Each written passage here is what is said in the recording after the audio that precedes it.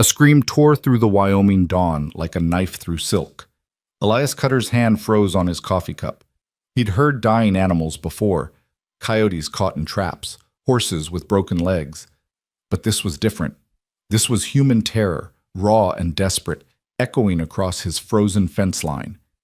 What he found there would shatter his solitary existence forever. A girl, 18 years old, bound like livestock and left to die by the man who should have protected her. This is their story. Stay until the end and comment your city below so I can see how far this tale travels. The mist hung low over the Wyoming hills that morning, thick as lamb's wool and twice as suffocating. Elias Cutter had been awake since 4, same as every morning for the past 12 years, watching the darkness leak away into that peculiar gray that came before true dawn. His cabin sat alone on 200 acres of scrubland and sage, far enough from Lark Hollow that he could pretend civilization didn't exist, close enough that he could ride into town when supplies ran low or loneliness ran high. Neither happened often anymore. He stood at his kitchen window, hands wrapped around a chipped mug that had seen better decades, watching steam curl up into the cold air of the room. The wood stove crackled behind him, the only sound besides his own breathing and the occasional creak of settling timber. This was his life now. Simple, quiet, deliberately empty of complications. Then came the scream. It started low, almost like the wind catching on a fence wire, then rose into something that made his coffee go cold in his mouth. Elias set the mug down hard, liquid sloshing over the rim, and grabbed his coat from the peg by the door. His rifle stood in the corner, always loaded, always ready, but he left it. Something in that sound told him weapons wouldn't help. He pushed through the door into air so cold it hurt to breathe. The scream came again, closer now, definitely human, definitely female, and definitely terrified. Elias broke into a run, boots crunching through frost-brittle grass, heading toward the eastern fence line where his property bordered the old access road. The mist swallowed him whole. He ran blind, guided by sound and instinct, one hand outstretched to avoid running headfirst into a fence post or tree. The screaming had stopped now, replaced by something worse, sobbing, broken, and hopeless, the sound of someone who'd given up on rescue. "Hello?" Elias called out, his voice rough from disuse. "Where are you?" The crying stuttered, stopped. Then a voice small and cracked. "Help me. Please, God. Help me." Elias pushed forward through the mist until shapes began to emerge. The dark line of his fence, the weathered post he'd set himself 7 years back, and slumped against the wire. A figure in a torn dress that might have been blue once, but was now mostly mud and blood. "Jesus Christ," he whispered.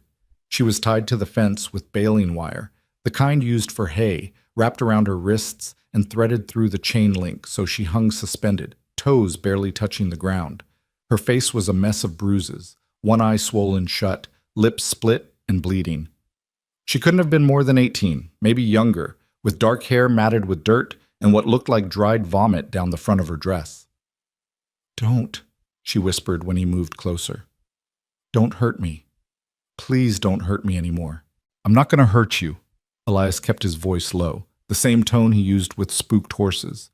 "I'm going to cut you down. That's all. Just cut you down and get you warm." He pulled his knife from his belt, a good blade kept sharp, and reached for the wire around her wrists. She flinched but didn't pull away. Couldn't, really, not the way she was bound. "Who did this?" he asked, working the blade under the wire. "Who the hell would do this to you?" "My father." Her voice was barely audible. "He was drunk. He's always drunk now, but tonight was different." The wire parted with a snap, and she collapsed forward. Elias caught her before she hit the ground, surprised by how light she was, like a bird with hollow bones. She didn't fight him, just hung in his arms like something already dead. "He said I was worthless," she continued, words spilling out in a rush now that someone was listening. "Said I was just like my mother, good for nothing but spending his money and breaking his things. He dragged me out here. I don't even know where here is. And he tied me up and he said..." She broke off, shaking so hard her teeth rattled. "He said maybe someone would come along and find a use for me, or maybe the cold would take care of the problem. Either way, he'd be done with me." Elias felt something cold and heavy settle in his chest. He'd known cruel men before. Hell, he'd been raised by one. But this was something else entirely. "What's your name?" he asked, shrugging out of his coat and wrapping it around her shoulders. "Rosalie. Rosalie Turner." "All right, Rosalie Turner. My name's Elias Cutter, and this is my land you're tied to. I'm going to take you inside, get you warm, get you fed, then we'll figure out what comes next. That sound okay to you?" She looked up at him with her one good eye, studying his face like she was trying to decide if he was another nightmare or possibly, impossibly, a way out. "Why?" she whispered. "Why would you help me?" Elias looked down at her, this broken girl who'd been left like trash on his fence line, and felt something crack inside the careful walls he'd built around himself. "Because you're not livestock," he said quietly. "Not while I'm breathing." He lifted her easily, cradling her against his chest, and started back toward the cabin. She didn't say anything, just pressed her face against his shoulder and cried, deep, shuddering sobs that seemed to come from somewhere primal and old. The mist was burning off now as the sun climbed higher, revealing the landscape he knew by heart. Rolling hills covered in sage and scattered pine, rocky outcroppings that turned gold in the right light, and far in the distance, the jagged line of the Rockies cutting against the pale sky. It was beautiful country, harsh and honest, and Elias had never wanted to be anywhere else. But looking down at Rosalie, at the marks on her wrists where the wire had cut deep, he understood something he hadn't before. Beauty didn't mean safety. Not for everyone. The cabin came into view, small and solid, smoke still rising from the chimney. He'd built it himself when he first came here, after leaving behind a life he didn't talk about and didn't miss.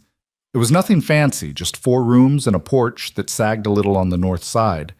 But it was his, paid for. No debts, no obligations, no one to answer to. Until now. Elias kicked the door open and carried Rosalie inside, setting her down gently in the chair closest to the wood stove. She hunched forward immediately, hands stretched toward the heat, and he noticed they were shaking badly. "Stay put," he said. "I'll get you something warm to drink."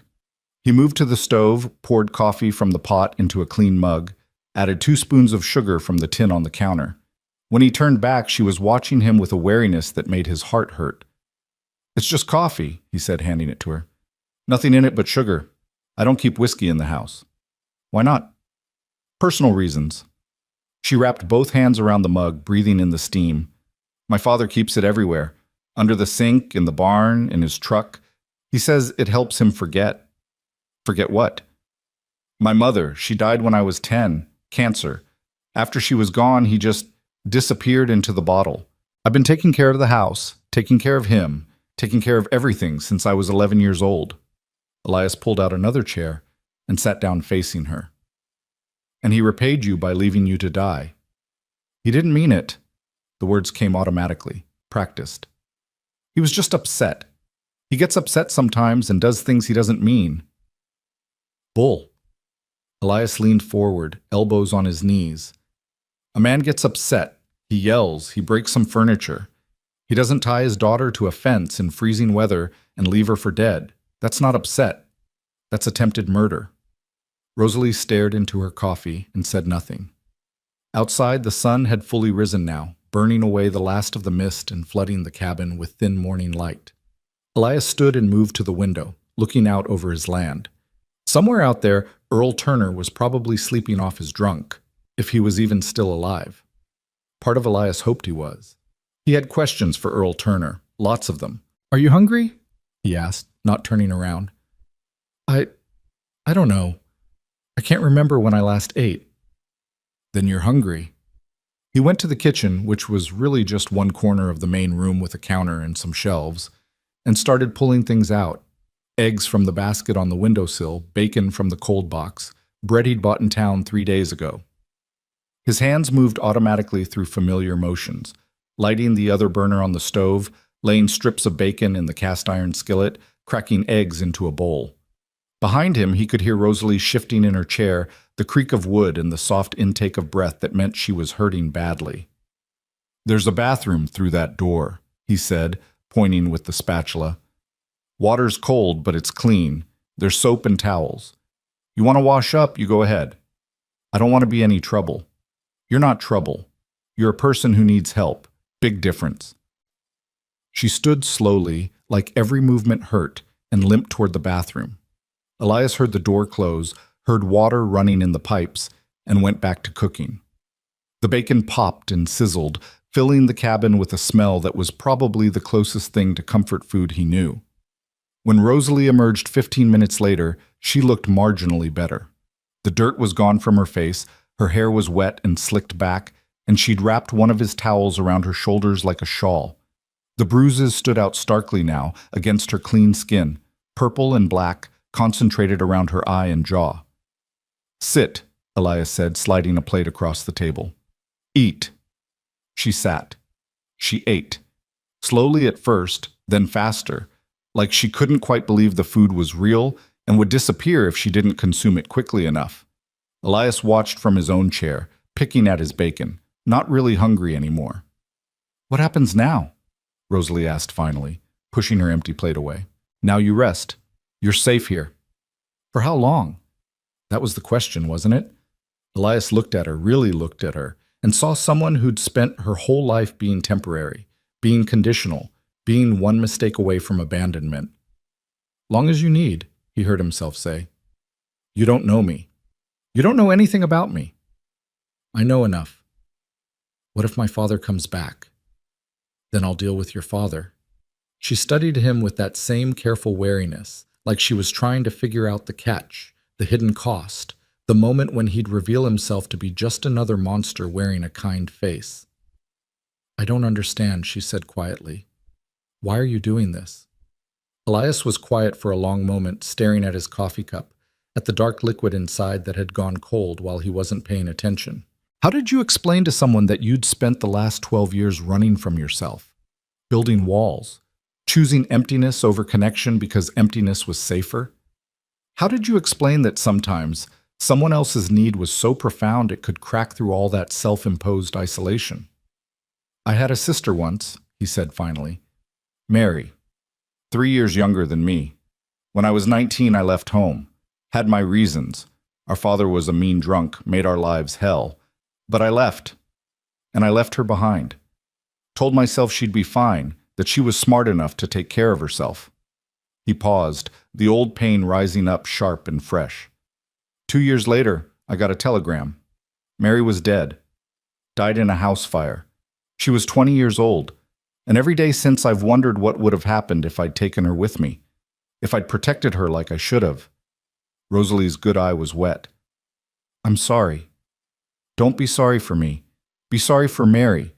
But here's the thing. I can't help Mary now. She's gone. But you're here, and you're alive, and I'll be damned if I'm going to fail again when I've got a chance to do something right." Silence filled the cabin, heavy and significant. "I'm not your sister," Rosalie said softly. "No, but you needed help, and I was here. That's enough." She looked down at her hands, at the angry red marks around her wrists. "What if I'm too broken to fix?" "Then you're broken. So what? Half the things in this cabin are broken. That chair's missing a rung, the stove door doesn't close right, the window in the bedroom won't open all the way. Doesn't mean they're not useful. Doesn't mean they don't belong." Rosalie laughed then, a small, startled sound. "You're comparing me to broken furniture." "I'm comparing you to everything else in the world that keeps working even after it's been damaged, which is pretty much everything that matters." She smiled, just a flicker, but it was there. The first real expression he'd seen on her face besides pain and fear. "I'm tired," she admitted. "I haven't slept in... I don't know how long." "Bedroom's through there." Elias pointed to another door. "Bed's made, sheets are clean. You sleep as long as you need." "Where will you sleep?" "I've got the couch. Don't worry about me." She stood, swaying slightly, and Elias resisted the urge to reach out and steady her. She needed to move on her own, needed to remember she could. "Elias?" she said at the doorway. "Yeah?" "Thank you for cutting me down, for bringing me inside, for..." She trailed off, searching for words. "For seeing me." "Go sleep, Rosalie." She disappeared into the bedroom and closed the door.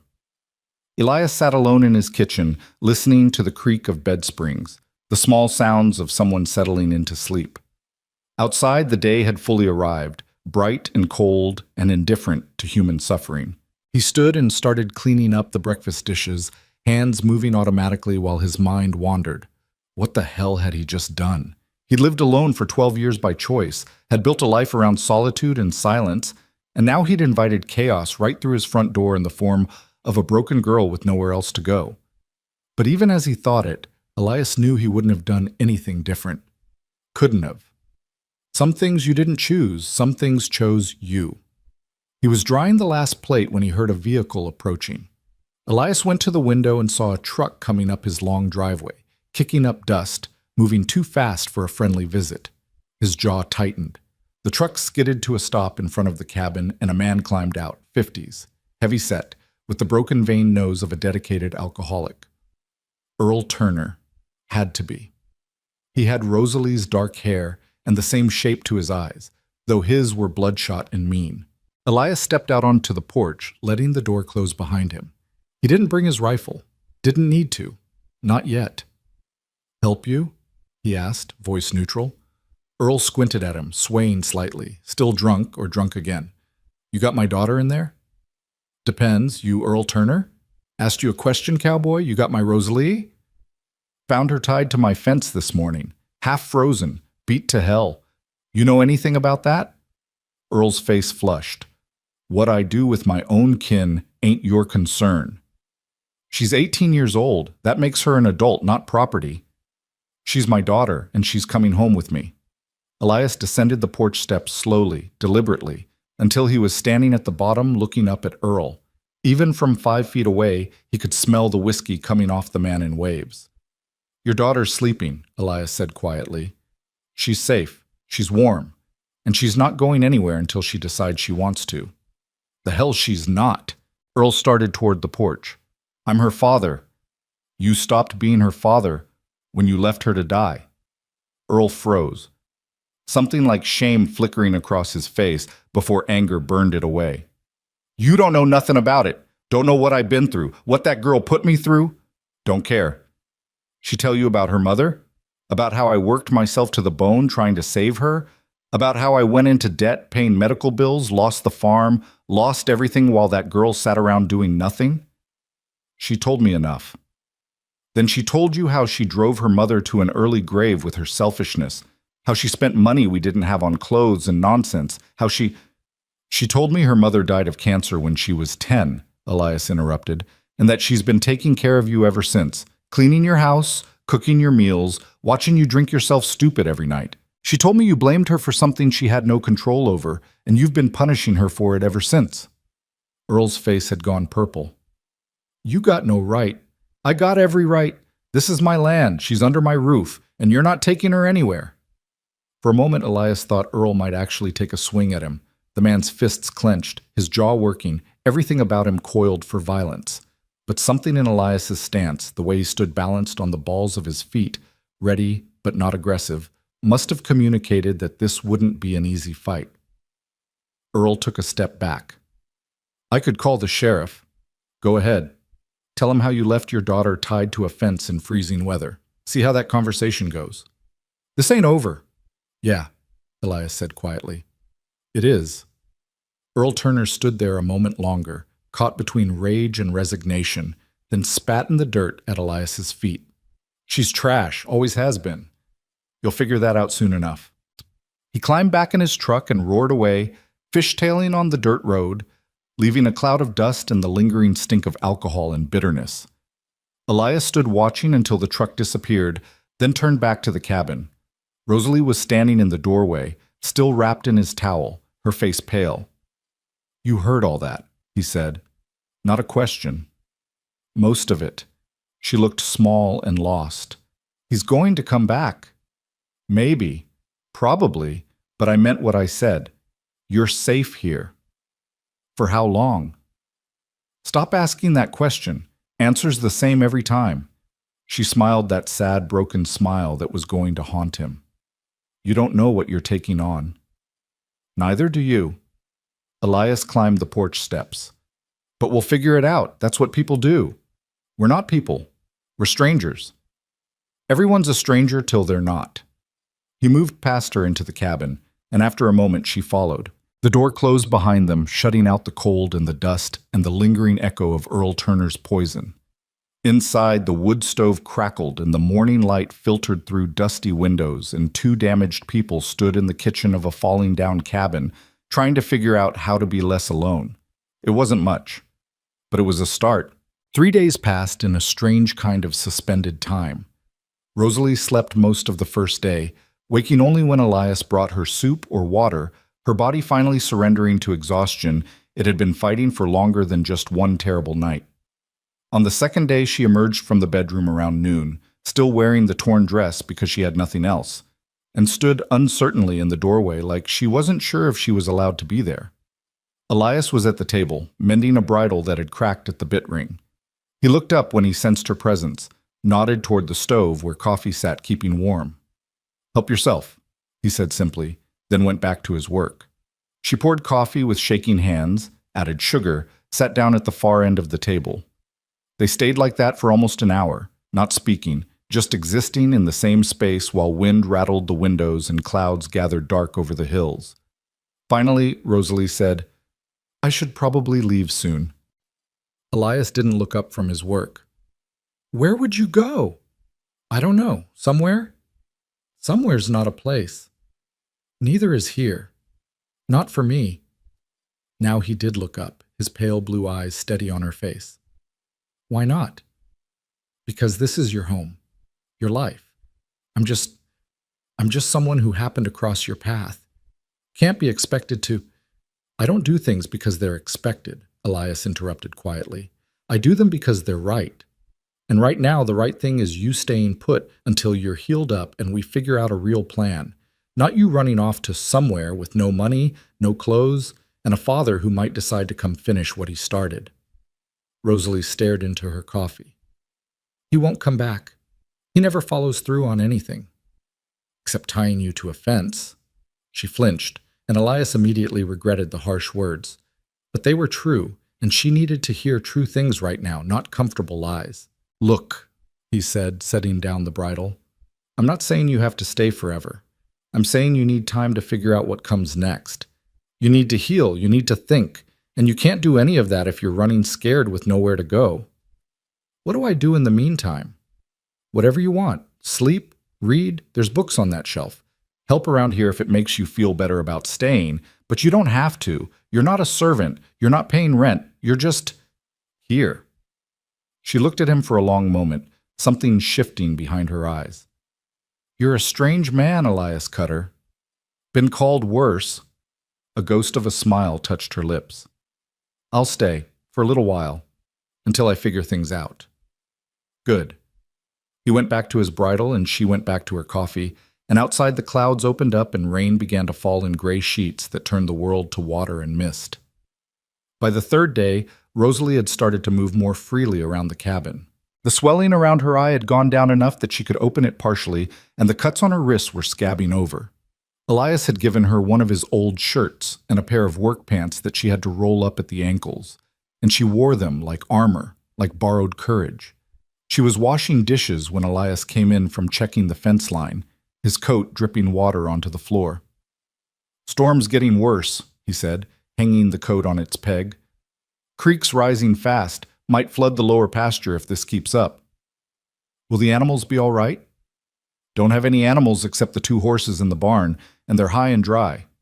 Used to run cattle here, but I sold them off a few years back. Too much work for one person." Rosalie dried a plate carefully. "You've been alone here a long time." 12 years. "Don't you get lonely?" Elias poured himself coffee, leaned against the counter. "Sometimes, but loneliness is better than the alternative." "What's the alternative?"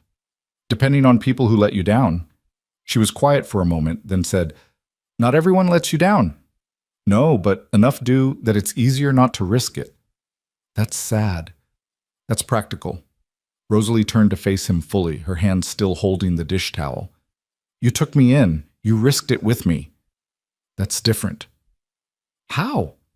Elias struggled to put it into words. "How did you explain that helping someone in crisis wasn't the same as letting them into your life?" That you could offer shelter without offering vulnerability? That keeping someone alive wasn't the same as keeping them close?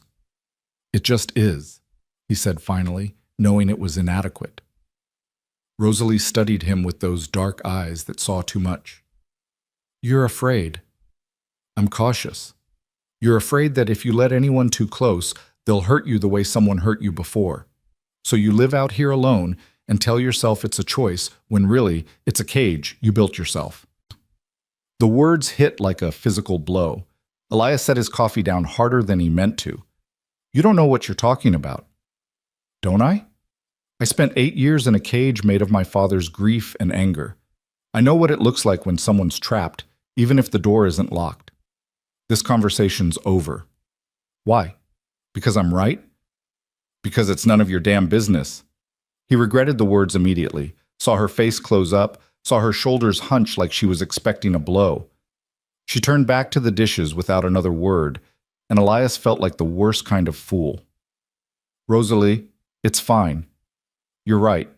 It's not my business. That's not what I meant. Isn't it? Elias ran a hand through his wet hair, frustrated with himself, with her, with the whole situation. I'm not good at this. At what? Talking, people, any of it. I came out here because I wanted to be alone, and I've been alone so long I forgot how to be anything else. She was still facing away from him, but her shoulders had relaxed slightly. Then maybe it's time you remembered. Maybe it is, he admitted quietly. But I'm going to be bad at it. Fair warning. Now she did turn around, and there was something almost like understanding in her expression. I'm pretty bad at it too, at trusting people, at believing they might actually want to help without expecting something in return. I don't expect anything. I know. That's why it's so hard to believe. They stood there in the small kitchen while rain hammered the roof and wind howled around the corners of the cabin, two broken people trying to figure out how to be less broken together. The storm lasted 2 more days. Elias spent most of that time doing indoor work, repairing tack, organizing his tools, reading through his ledgers even though there wasn't much to ledger anymore. Rosalie cleaned the cabin with a thoroughness that spoke of years of practice, and when she finished cleaning, she cooked. Simple things at first, eggs, bacon, bread toasted on the stove, but then more complex meals from ingredients she found in his sparse pantry. On the 5th day, the rain stopped. The sun came out weak and watery, and Elias decided it was time to ride into Lark Hollow for supplies. They'd eaten through most of his stores, and there were things Rosalie needed that he couldn't provide. Women's clothes, proper medicine for her wounds, other necessities he was too embarrassed to think about too closely. He was saddling his horse when Rosalie appeared in the barn doorway. I want to come with you, she said. Elias paused, his hands on the cinch strap. Not a good idea. Why not? Because it's a small town. People talk. They see you with me, looking like you've been through hell. They're going to have questions. Let them ask. You don't understand what you're asking. Lark Hollow isn't friendly to strangers, especially not women with no clear story about where they came from or why they're here. Rosalie stepped into the barn, her chin lifted in that stubborn way he was starting to recognize. I can't hide in your cabin forever. You're not hiding. You're healing. I'm hiding, and I'm tired of it. I've been hiding from my father's anger, from the town's pity, from everything hard in my life for as long as I can remember. I want to stop hiding. Elias studied her face, saw the determination there mixed with fear. She was terrified, he realized, but she was doing it anyway. All right, he said finally, but we do this my way. You stay close, you don't engage if people start talking, and if things get ugly, we leave. Understood? Understood. They rode into town an hour later, Rosalie on the smaller of his 2 horses, a gray mare named Ash who had a gentle disposition. The road was muddy from the storm, the horses' hooves making sucking sounds with each step. Neither of them spoke much during the ride.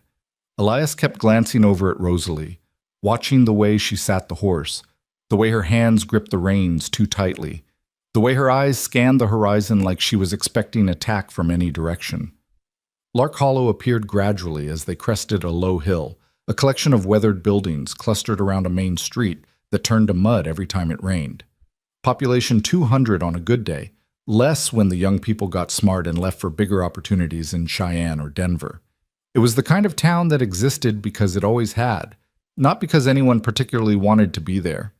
They tied the horses outside McKenna's general store, and Elias could already feel eyes on them. Mrs. Hodges across the street, sweeping her porch. Old Tom Fletcher sitting outside the feed store. The Morrison twins, 19 years old and mean as snakes, leaning against a truck and smoking. "Ready?" Elias asked quietly. Rosalie nodded, but her face had gone pale. They climbed the steps to McKenna's, and Elias held the door for her. The bell above the door jangled, announcing their arrival. Frank McKenna looked up from behind the counter, his eyes widening slightly when he saw Rosalie.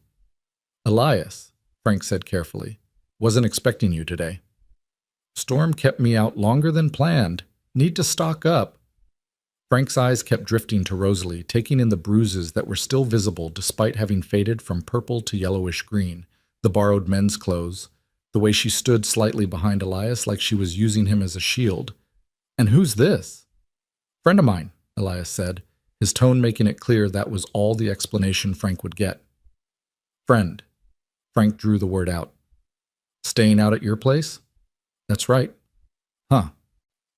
Frank went back to organizing his tobacco display, but Elias could see the wheels turning.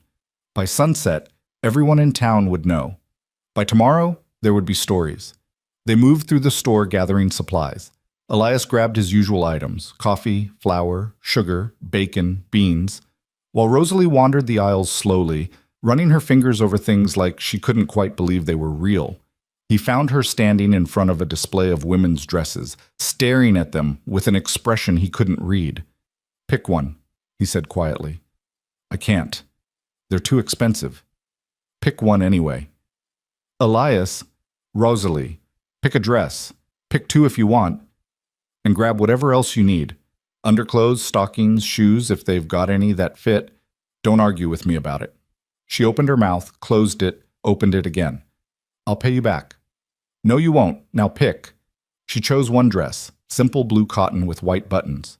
She also selected undergarments, thick stockings, and a pair of sturdy boots that were slightly too large. Elias added them to his pile without comment and carried everything to the counter. Frank tallied it all up, his eyebrows climbing steadily higher. "That's quite a load. Winter's coming. This is spring." "Next winter." Frank's mouth twitched like he wanted to smile, but wasn't sure if he should. "That'll be $42. Elias counted out the bills from his wallet, aware that he was spending close to a month's worth of careful budgeting in one go.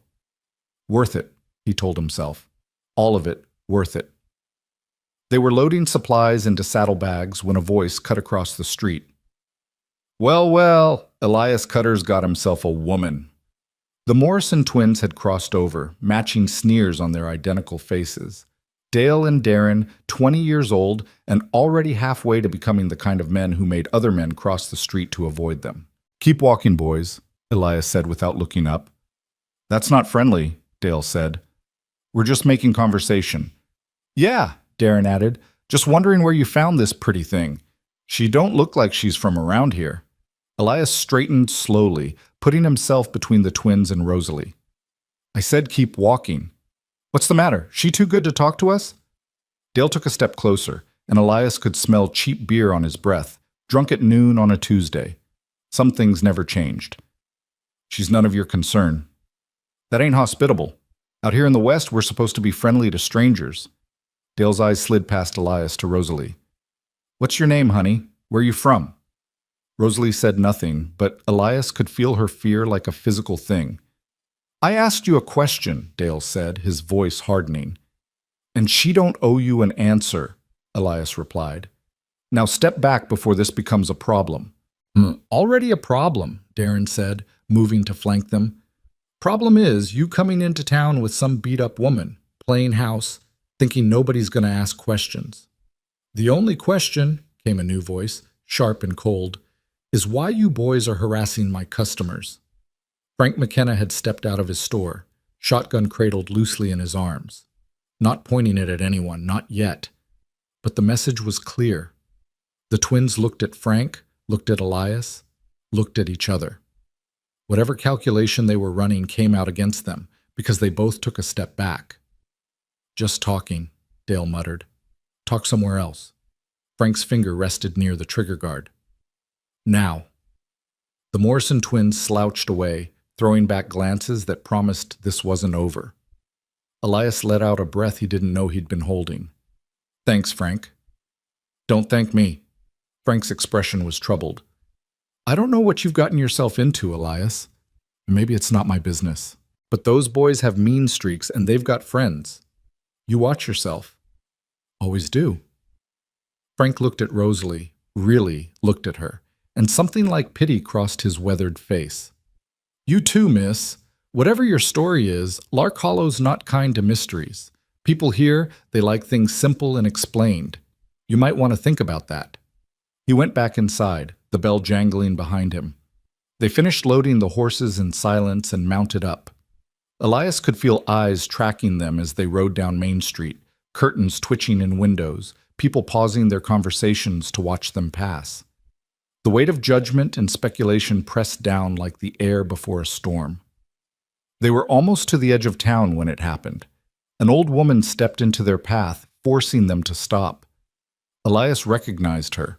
Martha Winters, widow of John Winters, who'd owned the bank before he drank himself to death. She'd been a bitter woman even before that, and widowhood had only sharpened her edges.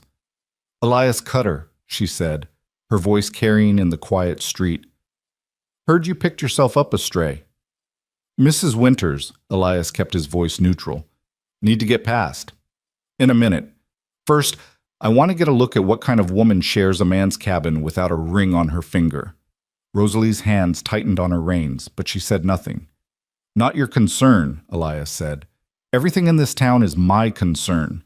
I've lived here 63 years, longer than you've been alive, and I know trouble when I see it." Martha's eyes fixed on Rosalie with something close to hatred. "What are you, girl? Prostitute? Thief? Running from the law?" "She's none of those things." "Then what is she? Where'd she come from? Why she got bruises all over her face like someone beat the sin out of her, though clearly they didn't beat enough." "Mrs. Winters," Elias started, but Rosalie cut him off. "My name is Rosalie Turner," she said, her voice steady despite the tremor Elias could see in her hands. "I came from Sweetwater County. My father abandoned me, and Mr. Cutter helped me. That's all." "That's all?" Martha's laugh was sharp as broken glass. "Honey, that's never all. Men don't help women for free, especially not men like Elias Cutter who've spent years hiding from decent society." "That's enough," Elias said, his voice hard. But Martha wasn't finished. She stepped closer to Rosalie's horse, reached up, and before anyone could stop her, she grabbed a handful of dirt from a planter and threw it at Rosalie's boots.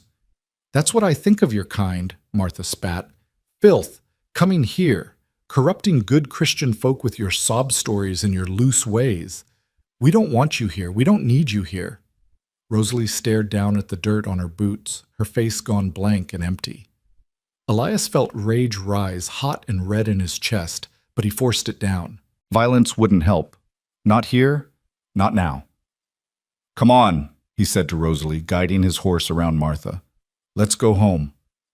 They rode out of Lark Hollow in silence, and Elias didn't look back, but he could feel the weight of the town's judgment following them like a curse. They were halfway home when Rosalie finally spoke. "She's right." "No, she's not." "She is. I am filth. I'm damaged and broken, and I bring trouble everywhere I go. You should have left me on that fence." Elias pulled his horse to a stop so abruptly that Rosalie had to rein in Ash to avoid passing him. He turned in his saddle to face her fully. "You listen to me," he said, his voice low and intense. "That bitter old woman threw dirt at you because she spent so long drowning in her own misery that she can't stand to see anyone trying to climb out of theirs. Her opinion means nothing. The town's opinion means nothing. The only thing that matters is what you know about yourself." "And what do I know? That my father hated me? That I'm so worthless he left me to die?" "No. You know that you survived. You know that you're stronger than anything that was done to you. You know that you're here, right now, alive and breathing, and getting better every day." Tears were streaming down Rosalie's face now. "How do you know that? How do you know I'm not exactly what she said I am?" Because, Elias said simply, I've seen real filth. I've seen real corruption. And you're neither. You're just someone who got dealt a bad hand and is trying to figure out how to play it. There's no shame in that. She wiped at her eyes with the back of her hand. You didn't fight her. No. Why not? Because fighting her would have proved her right, would have made you look like something that needed defending instead of someone with dignity of their own. The best response to hate like that is showing it can't touch you. But it did touch me. It hurt. I know. But you didn't let her see that. You held your head up. You told her your name. You looked her in the eye. That takes more courage than throwing a punch ever would. Rosalie was quiet for a long moment, processing. Then she said, You're a strange man, Elias Cutter. So you keep saying, I mean it though. You're different from anyone I've ever met. Different good or different bad? A small smile touched her lips. Still figuring that out. They rode the rest of the way home in a silence that felt less heavy than before. The cabin appeared over the hill like a promise, small and sturdy against the vast Wyoming sky. That night, after they'd put away the supplies and eaten a simple dinner, Rosalie put on the new dress. It fit her well, brought out the color in her eyes, made her look less like a survivor of catastrophe and more like a young woman with a future. She stood in front of the small mirror Elias had in the bedroom, touching the fabric gently. It's beautiful, she said when she noticed him watching from the doorway. It suits you. Thank you. For today. For the dress. For... She trailed off, struggling with words. For showing me that dignity can be louder than hate. Elias nodded, uncomfortable with gratitude as always. Just remember it tomorrow when you're doubting yourself again. I will. She turned to face him. Elias, can I ask you something? Depends what it is. That woman in town, Mrs. Winters, she said you'd been hiding from decent society. What did she mean? He should have expected the question, but it still caught him off guard. Old history, not worth talking about. I told you about my father, about what he did. Seems only fair you tell me something. She had a point. Elias leaned against the door frame, weighing how much to say, how much to keep buried. I told you I had a sister, he said finally. What I didn't tell you is that after she died, I blamed myself so much I couldn't function, started drinking, fighting, making trouble, got arrested a few times, made a mess of my life. What changed? Woke up one morning in a jail cell and realized I was becoming exactly like my father, mean drunk, angry at the world, hurting everyone around me. So I stopped, quit drinking, moved out here, built this place, stayed away from people because people reminded me of who I'd been. And you've been alone ever since. Until now. Rosalie studied him with those dark, knowing eyes. You're not going to become your father, Elias. You're nothing like him. How do you know? Because your father wouldn't have cut me down from that fence. He would have walked past. But you didn't. It was such a simple observation, but it hit him with unexpected force. All these years, he'd been so afraid of becoming the monster that raised him that he'd forgotten to notice all the ways he was different. Thank you, he said quietly, for saying that. Just returning the favor.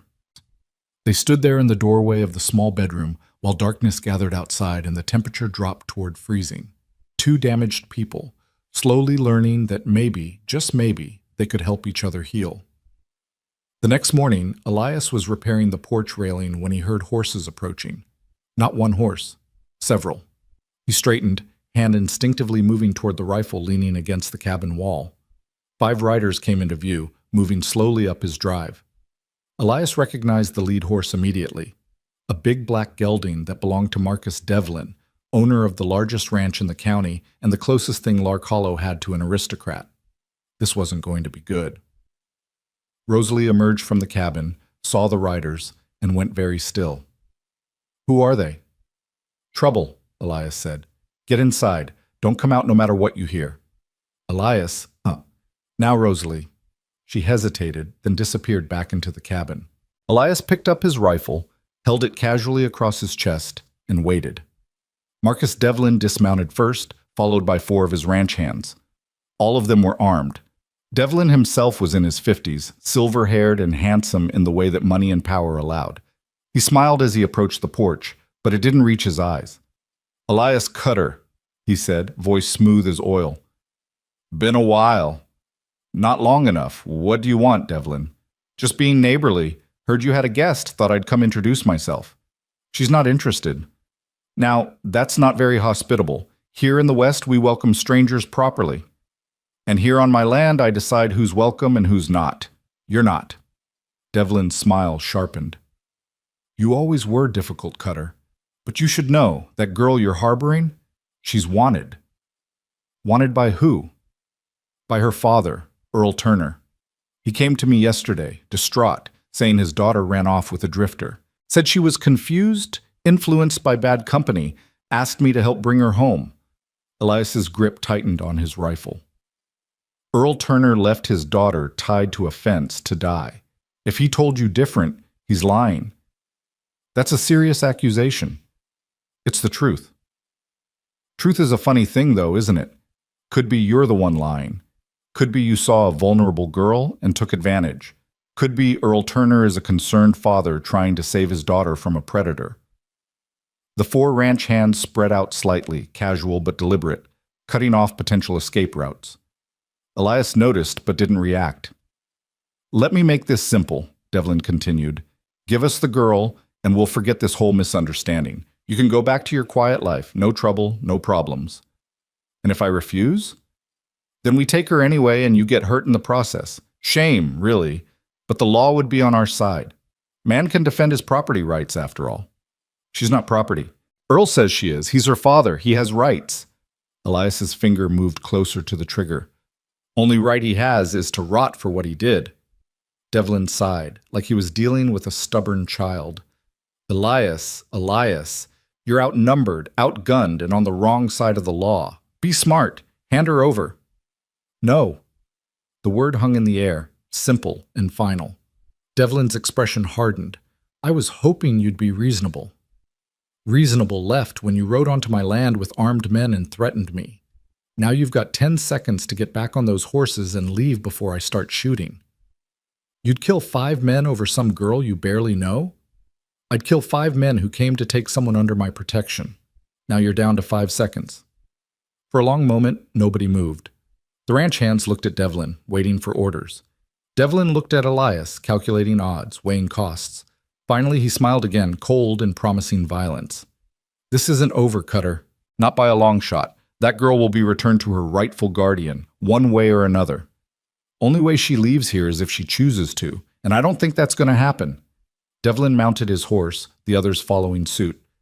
"You just made a powerful enemy. Wouldn't be the first." They rode away slowly, deliberately, letting their presence linger like a threat. Elias didn't lower his rifle until they disappeared over the hill. When he turned around, Rosalie was standing in the doorway. She'd heard everything. "Who was that?" she asked, though her face suggested she already knew. "Marcus Devlin, richest man in the county. He owns half the land around here, has the sheriff in his pocket, and doesn't like being told no. And now he's after me. Now he thinks you're property that needs returning, but he's wrong. Elias, maybe I should just go, before people get hurt because of me." He set the rifle down and climbed the porch steps until he was standing in front of her. "You listen to me. These men, they don't care about you. They care about power, about showing they can take what they want. If we let them win here, they'll keep doing it to other people, in other situations. Someone has to stand up to them." "Why does it have to be you?" "Because I can. Because I have this land and these walls and enough stubbornness to make it stick. And because," he paused, searching for the right words, "because 12 years ago I failed someone who needed help. I'm not failing again." Tears welled in Rosalie's eyes. "You barely know me." "I know enough." She threw her arms around him then, sudden and surprising, burying her face in his chest. Elias stood frozen for a moment, uncertain, then slowly wrapped his arms around her shoulders and let her cry. They stood like that while the sun climbed higher and the wind whispered through the sage. Two people holding on to each other against a world that wanted to tear them apart. And Elias realized, with something like wonder and terror combined, that maybe being alone wasn't safer after all. Maybe connection was worth the risk. Maybe she was worth the risk. They spent the rest of that day preparing. Elias checked every window latch, reinforced the barn door with extra boards, and moved his ammunition from the shed into the cabin where he could reach it quickly. Rosalie watched him work with growing anxiety, understanding finally settling over her like a shroud. This wasn't going to end peacefully. "Do you really think they'll come back?" she asked as the sun began its descent toward the mountains. Elias was loading his rifle, checking the mechanism with practiced efficiency. Men like Devlin don't make threats they don't intend to keep. "Yeah, they'll come back. Question is when. Maybe tonight? Maybe. Or maybe they'll wait, let us get comfortable, then hit us when we're not expecting it." He looked up at her, his expression serious. "You know how to shoot?" "My father taught me when I was younger. Before—" She trailed off. "Before he started drinking away his grief and your childhood along with it," Elias finished quietly. "Can you still remember?" "I think so." He handed her a smaller rifle, older but well-maintained. "This was Mary's, my sister's. She was a better shot than me by the time she was 16. If something happens, if someone gets past me, you use this. Aim center mass, squeeze, don't pull, and don't hesitate. These men won't." Rosalie took the rifle with trembling hands. The weight of it felt wrong, too heavy with implication. "I don't want to kill anyone." "Neither do I. But wanting and having to are different things." Elias moved to the window, scanning the horizon. "With luck, it won't come to that. With luck, they'll realize the cost is too high and leave us alone. And without luck? Without luck, we fight." Night fell hard and fast, the way it did in Wyoming when spring hadn't quite convinced winter to leave. Elias kept the lamps turned low, just bright enough to see by, but not bright enough to silhouette them against the windows.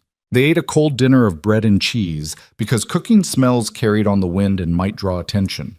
Rosalie sat at the table, Mary's rifle across her lap, jumping at every creak of the cabin, settling, or rustle of wind through the eaves. "Try to relax," Elias said from his position by the front window. "Tension makes you slow." "How can I relax? There are men out there who want to drag me back to my father, or worse."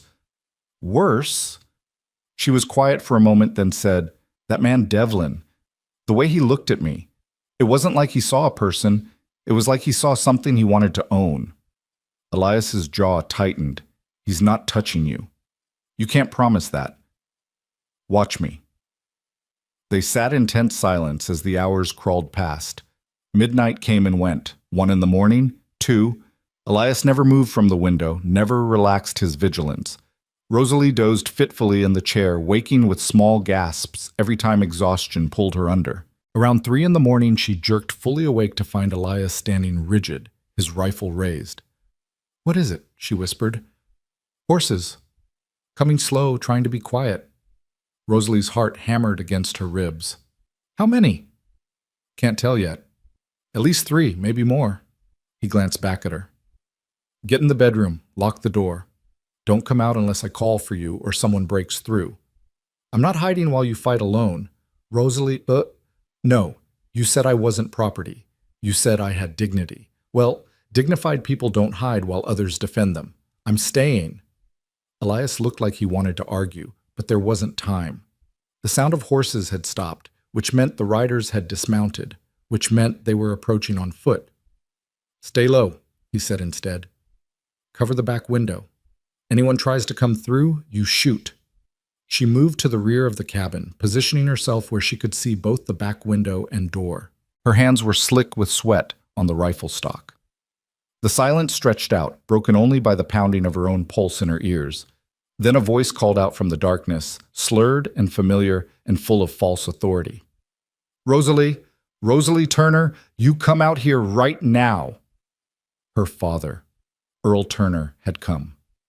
"I know you're in there, girl. I know you got yourself tangled up with that drifter cutter, but it ain't too late. You come home now, we'll forget this whole thing." Elias didn't respond, didn't move. Smart, Rosalie thought. Don't give away positions. "I'm your father, Rosalie. I got rights. That man in there, he's got no claim on you. You belong with family." "Family doesn't leave people tied to fences," Elias called back, his voice carrying clearly through the closed door. That was a mistake. I was drunk, confused, but I'm sober now, and I want my daughter back. She's not yours to want. She's her own person, and she's chosen to stay here. The hell she has. She's 18 years old, don't know what's good for her. Now you send her out or we're coming in. We? Elias's voice was deceptively calm. Who's we, Earl? You bring friends to help threaten your own daughter. There was a pause, then Earl said, Mr. Devlin's here. He's been kind enough to help me out in my time of need. Says you got no legal right to harbor my girl against my wishes. And I say Earl Turner's got no right to a daughter he tried to kill. Seems we're at an impasse. Movement at the back window made Rosalie's breath catch. A shadow, low and careful, testing the shutters. She raised the rifle, aimed at center mass like Elias had taught her, and called out quietly. Someone's at the back. Hold steady, Elias replied. Then louder. I've got guns pointed at every entry point, Earl. Anyone comes through those doors or windows is getting shot. That what you want? Your friend's blood on your hands? This is your last warning, Cutter. That was Devlin's voice now, smooth even in anger. Send the girl out, or we're coming in, and whatever happens is on you. Whatever happens is on you, Elias corrected. You're the ones threatening violence on a man's property. Self-defense is pretty clear in Wyoming law. Law's on our side. Earl Turner's her legal guardian. He has rights. Not anymore he doesn't. Girls of age, and even if she wasn't, attempted murder voids parental rights pretty damn conclusively. The shadow at the back window was doing something to the shutters, working at the latch with a tool of some kind. Rosalie's finger moved to the trigger, her heart hammering so hard she thought it might crack her ribs. Elias, she said, trying to keep her voice steady. They're breaking in. Don't shoot unless they come through. The shutter latch gave with a crack of wood. The window swung open and a man started to climb through, one of Devlin's ranch hands, young and stupid enough to think this was worth his life. Rosalie fired. The shot was deafening in the enclosed space. The man screamed and fell backward out of the window. She'd aimed high deliberately, hitting his shoulder instead of his chest, but he was down, and that was what mattered. All hell broke loose. The front door exploded inward as someone hit it with what must have been a battering ram. Elias fired twice in quick succession, and someone outside cried out. Glass shattered as a rock came through the side window. Smoke started seeping under the door. They'd lit something, were trying to smoke them out. Bedroom, Elias shouted. Now! Rosalie ran, stumbling over furniture in the dim light. Elias was right behind her, firing over his shoulder as he moved. They crashed through the bedroom door and Elias slammed it shut, shoving the dresser in front of it with strength born of desperation. The window, he gasped. Out the window. What about you? I'm right behind you. Go. Rosalie threw open the bedroom window and looked out. It was a 6-foot drop to the ground, manageable. She threw the rifle out first, then climbed onto the sill. Behind her, someone was hammering on the bedroom door, shouting threats and obscenities. She jumped. The impact jarred her knees, but she rolled with it, came up holding the rifle. Elias landed beside her a second later, and together they ran for the barn where the horses were kept. Behind them, men were pouring into the cabin. She heard Earl's voice, drunk and victorious. Find her! She can't have gone far! They reached the barn and Elias practically threw her onto Ash's back. He mounted his own horse in one smooth motion, and they burst out of the barn at a gallop. Gunfire erupted behind them. A bullet whined past Rosalie's ear. Another kicked up dirt to her left. But the darkness was their friend now, swallowing them as they raced away from the cabin toward the open rangeland beyond. They rode hard for 20 minutes before Elias finally slowed, letting the horses catch their breath. They'd climbed into the foothills, following a trail only Elias knew, and behind them the cabin was a distant glow. They'd set it on fire. Rosalie stared at that orange light against the black sky and felt something break inside her. Your home. They burned your home. It's just wood and nails, Elias said, though his voice was tight. We're alive. That's what matters. This is my fault. All of this. This is their fault. Devlin's, your father's, all of them. Don't you dare take responsibility for other people's evil. They guided the horses along the ridgeline, moving slowly now, listening for sounds of pursuit. None came. Either Devlin thought they'd gotten away, or he was smart enough not to follow into the dark hills where Elias had the advantage. Dawn was breaking when they finally stopped beside a small creek that cut through a stand of pine trees. The horses drank gratefully while Elias and Rosalie collapsed on the bank, exhausted beyond words. "What do we do now?" Rosalie asked, staring at the pink-streaked sky. "We survive. We regroup. We figure out our next move. They'll keep coming. Devlin won't stop." "Probably not. But he's made a mistake." "What mistake?" Elias looked at her, something fierce and determined in his pale eyes. "He's made this personal. Before I was just helping you because it was the right thing, but now he's burned my home, threatened my life, and proved he's exactly the kind of man who needs to be stood up to. I'm not running anymore." "What are you going to do?" "I'm going to the sheriff, the real sheriff, not the one in Lark Hollow who's in Devlin's pocket. State sheriff over in Casper. I'm going to tell him what happened, show him your injuries, explain how your father left you to die, and how Devlin's been terrorizing us to cover it up. You think he'll believe you?" "I think burned cabins and bullet wounds make a pretty convincing story. And I think Devlin's gotten arrogant, made mistakes, left witnesses. The man who climbed through the window, you shot him. That's evidence. The cabin fire, that's arson. The forced entry, that's home invasion. He's given us ammunition if we're smart enough to use it." Rosalie felt a small flicker of hope, fragile as candlelight. "And if the sheriff doesn't believe us? Then we figure something else out. But we don't give up, you understand me? We don't surrender." She nodded, though doubt still gnawed at her. Her whole life had been a series of surrenders, to her father's grief, to his violence, to the slow erosion of everything she'd once hoped to be. Fighting back felt foreign, dangerous, like trying to walk after years of crawling. But looking at Elias, dirty, exhausted, homeless because of his decision to protect her, she felt something shift. He'd lost everything and was still standing, still fighting, still believing that right could triumph over might if you just held on long enough. Maybe she could too. They rested for an hour as the sun climbed higher, warming the spring air and drying the dew from the grass. Elias checked their supplies, sparse, just what he'd managed to grab in the chaos, and rationed out some dried beef and water. "We'll need to be careful," he said. "Devlin has men everywhere, and your father probably knows these hills as well as I do. We can't go straight to Casper. We'll need to take the long way, stay off the main roads." "How long will that take?" 3 days, maybe 4 if we're being really cautious. Can you handle that?" Rosalie thought about the alternative, being dragged back to her father, or worse, falling into Devlin's hands for whatever purpose he'd decided she'd serve. "I can handle it."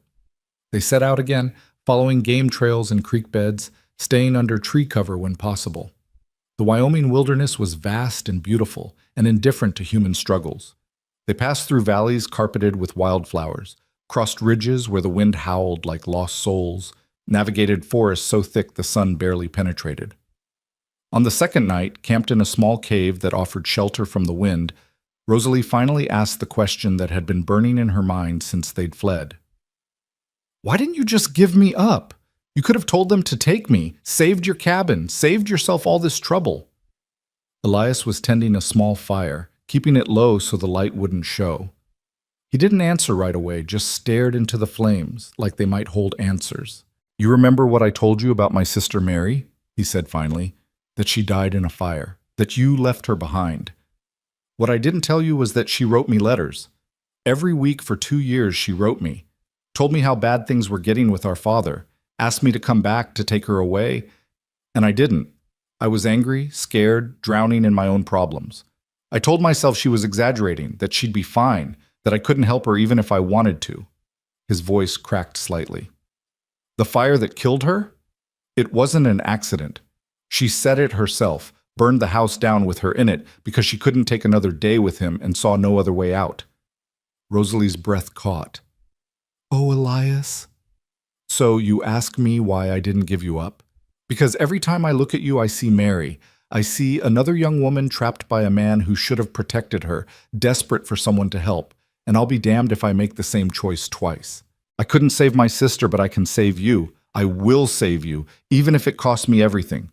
Tears were streaming down Rosalie's face. "I'm not worth everything." "That's not your decision to make."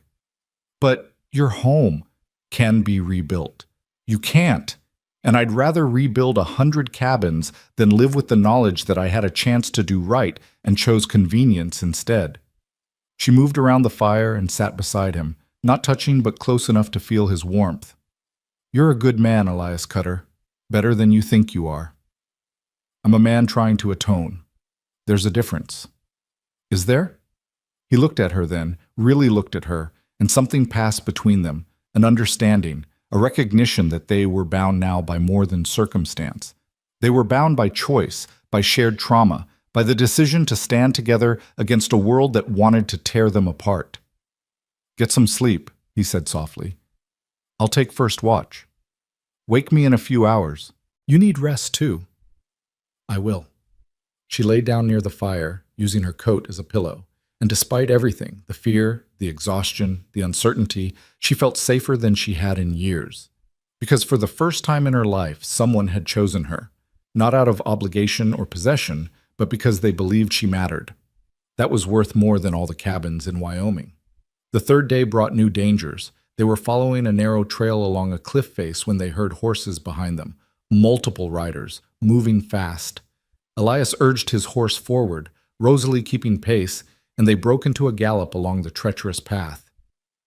How many? Rosalie shouted over the thunder of hooves. 4, maybe 5. The trail ahead forked. Left led down into a valley where they'd be exposed. Right climbed higher into the mountains, but was steeper, more dangerous. Right, Elias called, making the decision. They took the climbing path, horses straining, rocks skittering away under their hooves. Behind them, the pursuit was gaining. Rosalie risked a glance back and saw Devlin himself leading the charge, his face twisted with fury. The trail got worse, narrower, steeper, places where one wrong step meant a 100-foot fall. Ash stumbled and Rosalie's heart stopped, but the mare caught herself, kept climbing. Then the trail ended. They came around a bend and there it was, a dead end, a sheer rock face rising up 50 feet with no way forward and no way back except through their pursuers. Off the horses, Elias said, already dismounting. Behind those rocks, we make our stand here. They took cover behind a jumble of boulders as Devlin and his men rounded the bend. The rancher pulled up short, seeing the situation, and smiled a smile that promised pain. End of the line, Cutter, he called out, dismounting. His men spread out, rifles drawn. You've led us on a merry chase, but it's over now. Send the girl out, and maybe I let you live. Not happening. You're outnumbered, outgunned, and trapped. Be reasonable. Reasonable would have been leaving us alone 3 days ago, but you burned my home, chased us into the mountains, and proved you're nothing but a bully with money. So here's my counteroffer. You and your men turn around, ride back to your ranch, and pray I never have enough evidence to see you hang for what you've done. Devlin laughed, harsh and mocking. Evidence? Out here? In these mountains? Cutter, if you die here, no one will ever find your body. And that girl becomes property of her legal guardian, which means she becomes mine to do with as I please. That's how this ends. Not while I'm breathing. Then stop breathing. Devlin raised his rifle, but before he could fire, a shot rang out from higher up the mountain. One of Devlin's men cried out and fell, clutching his leg. Everyone froze. Next one goes through someone's head, a new voice called down from above. So unless you boys want to die on this mountain today, I suggest you mount up and ride out. Elias's head snapped up, scanning the rocks. There, barely visible against the cliff face, a figure in buckskin and a wide-brimmed hat, rifle trained on Devlin's group. Who the hell are you? Devlin shouted. Name's Jack Thornton. I'm a federal marshal and you're interfering with witnesses in a criminal investigation. That tends to make me cranky. A federal marshal. Rosalie felt hope surge through her chest. I don't believe you, Devlin said, but there was uncertainty in his voice now. Don't care if you believe me. Care if you leave these folks alone. See, I've been tracking Earl Turner for the past week. Got word he abandoned his daughter to die, and I've been looking to have a conversation with him about that. Then I hear about a cabin burning, gunfights, pursuit through the mountains. Well, that paints a pretty clear picture of who's in the wrong here. This is a private matter. Attempted murder is a federal crime when it crosses county lines. So is arson, assault, and about 6 other things you've done in the last 72 hours. Now you've got 30 seconds to clear out before I start collecting bodies for evidence. Devlin's men were looking at each other nervously. The wounded one was bleeding badly, needed medical attention. The odds had shifted, and everyone knew it. "This isn't over," Devlin said, but he was backing toward his horse. "Yeah, it is," Marshal Thornton replied. "And Devlin, I'll be coming to ask you some questions real soon. Make sure you're available." They mounted up and rode away, supporting their wounded companion between two horses. Elias and Rosalie stayed behind the rocks until the sound of hooves faded completely. Then Marshal Thornton climbed down from his perch, moving with the easy grace of someone who'd spent years in rough country. He was older than Elias, maybe 50, with a weathered face and eyes that missed nothing. "You Elias Cutter?" he asked. "I am. This is Rosalie Turner." "Miss Turner?" Thornton tipped his hat. "Sorry about what your father put you through. No woman should have to endure that." "You're really a federal marshal?" Rosalie asked, hardly daring to believe their luck. "I am. Got word about your situation from a bartender in Sweetwater County who saw Earl Turner bragging about how he dealt with his troublesome daughter. Figured that warranted investigation. Been tracking you folks for 2 days." "Why didn't you reveal yourself sooner?" Elias asked. "Wanted to see how it played out. Wanted evidence of Devlin's involvement before I made my move. Man's got political connections, can make things difficult, but threatening witnesses, burning property, attempted murder, that's enough to start formal proceedings." "What happens now?" Rosalie asked. "Now we ride to Casper. I take your statements, document your injuries, build a case. Earl Turner will be arrested for attempted murder and child endangerment. Marcus Devlin will face charges for arson, assault, and conspiracy. And you two," he looked between them, "you two get to start over without those bastards hanging over your heads." It seemed too good to be true. Rosalie waited for the catch, the hidden cost, the moment when this turned into another nightmare. But Thornton just smiled, kind and genuine. "You're safe now, Miss Turner. Both of you. I give you my word." And somehow, impossibly, she believed him. They rode down from the mountains together, the federal marshal leading the way. Behind them, the high peaks caught the afternoon sun, turning gold and crimson. Ahead, the valley spread out green and promising. Rosalie looked over at Elias, saw him sitting straight in his saddle despite his exhaustion, saw the relief in the set of his shoulders. He'd kept his promise. He'd protected her, and now, finally, they might have a chance at peace. "Thank you," she said quietly, knowing the words weren't enough but needing to say them anyway. Elias met her eyes and nodded. "Thank you for trusting me, for standing with me, for being brave enough to fight. I learned that from you." "No, that was already in you. I just helped you remember it." Marshal Thornton glanced back at them, a knowing look on his weathered face. "You two make quite a team." "Just two people trying to survive," Elias said. "That's how most good partnerships start." They rode on through the lengthening shadows, 3 travelers bound by justice and survival, heading toward a future that for the first time in a long time looked like it might include hope. Casper was bigger than any town Rosalie had ever seen, with wide streets and brick buildings that spoke of prosperity and permanence. Marshal Thornton led them straight to the federal office, a solid structure near the center of town that radiated authority.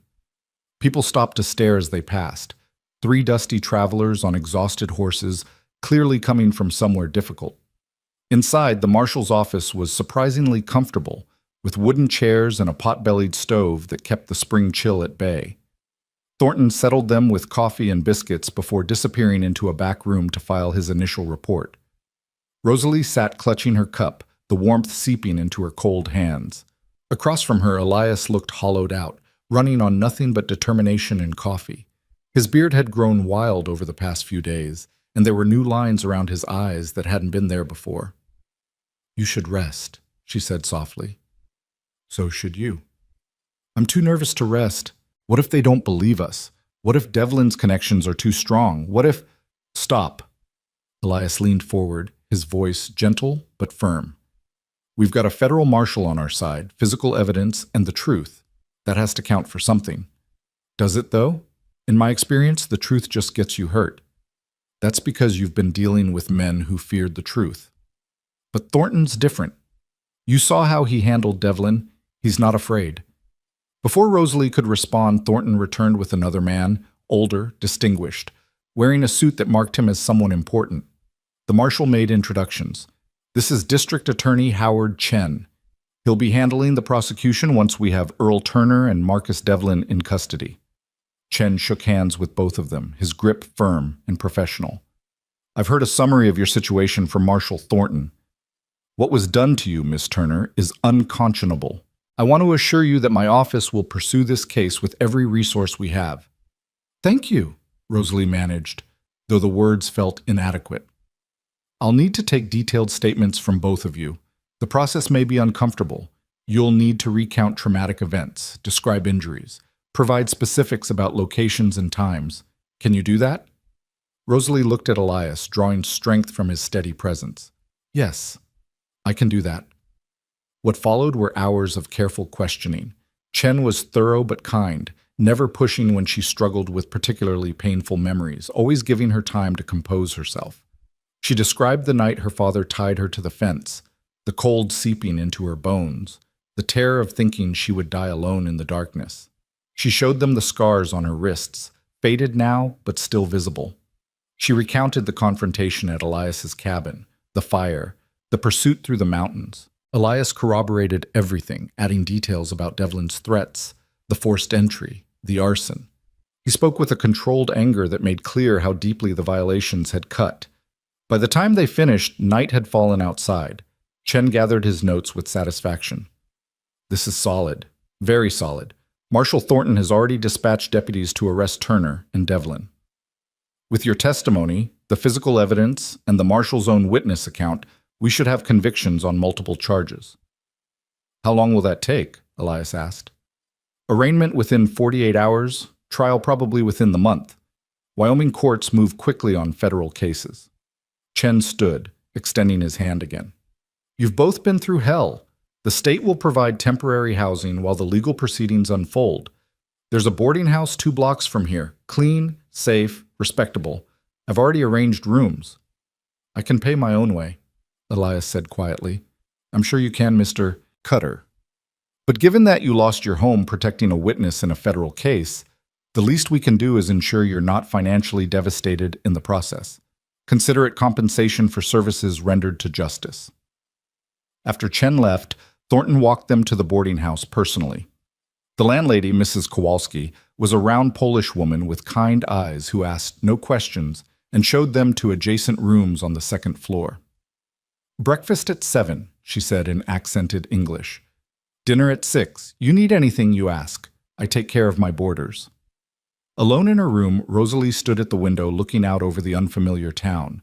Electric lights glowed in windows, a luxury she'd only seen a few times in her life. Somewhere out there, her father was probably being arrested. Somewhere else, Marcus Devlin was learning that money and connections couldn't protect him from everything. She should have felt triumphant. Instead, she just felt exhausted. A soft knock at her door made her turn.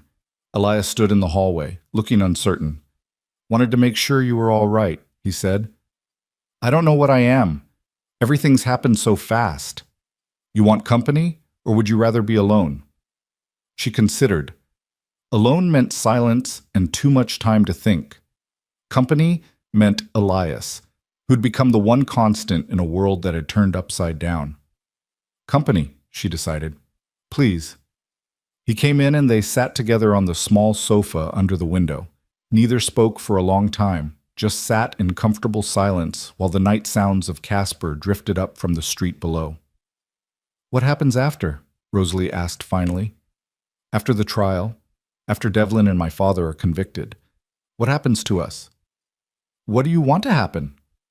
I don't know. I've spent so long just trying to survive that I never thought past it. Never let myself imagine a future that wasn't just more of the same. Elias was quiet, then said, I need to rebuild the cabin. Can't let Devlin's arson be the end of that place. My sister's buried there, under the oak tree on the east side. That land is the only thing I've got left of her. I didn't know she was buried there. Brought her ashes back myself after. Couldn't let her stay in that cemetery with our father. She deserved better. Rosalie reached out tentatively and took his hand. His fingers were calloused and strong, scarred from years of hard work. I'd like to help. With the rebuilding, if you'll have me. He looked at her, something vulnerable in his expression. You sure? That's a hard life, Rosalie. Isolated, difficult.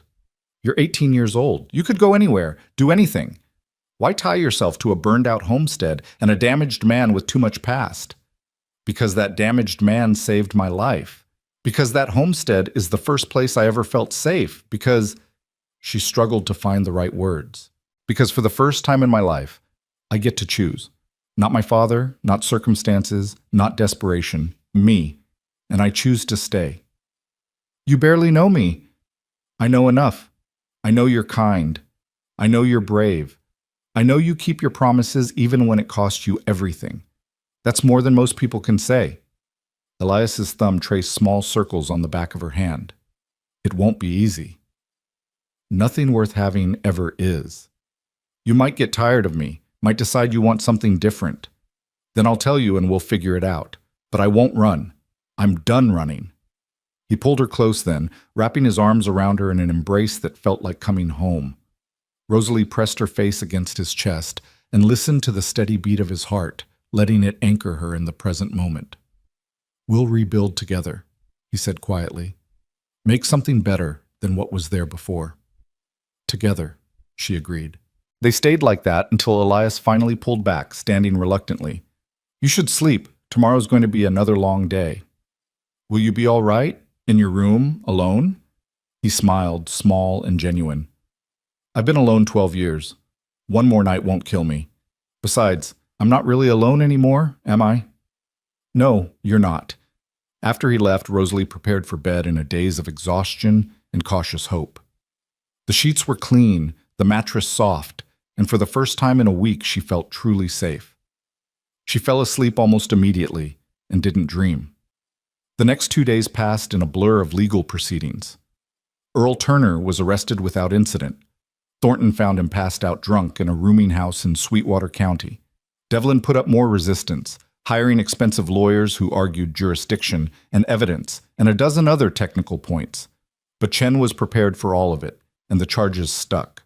Rosalie had to testify at the arraignment, standing before a judge and recounting again what her father had done. Earl wouldn't meet her eyes, just stared at the floor while she spoke. When she finished, the judge set bail at $10,000, an impossible sum for a man who'd drunk away his savings.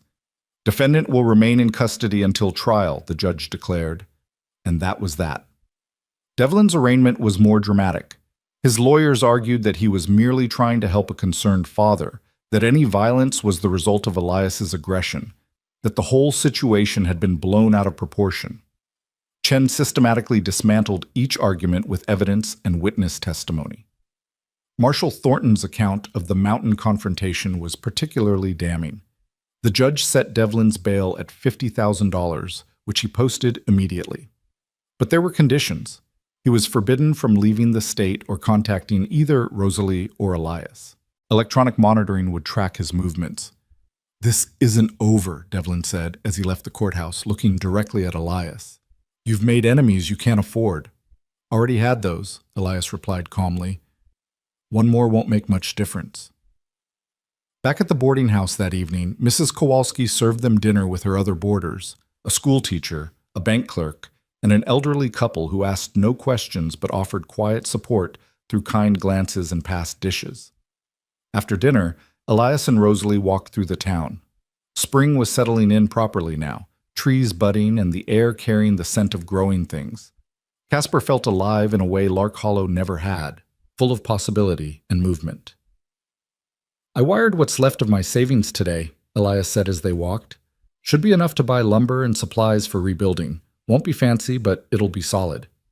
When can we start? Trial's set for 3 weeks from now. After that, once everything's settled, we'll head back. Maybe 2 months before we're living there again. 2 months? Rosalie tried to imagine it. What do we do in the meantime? Live? Rest? Heal? He glanced at her. There's things you should think about, too.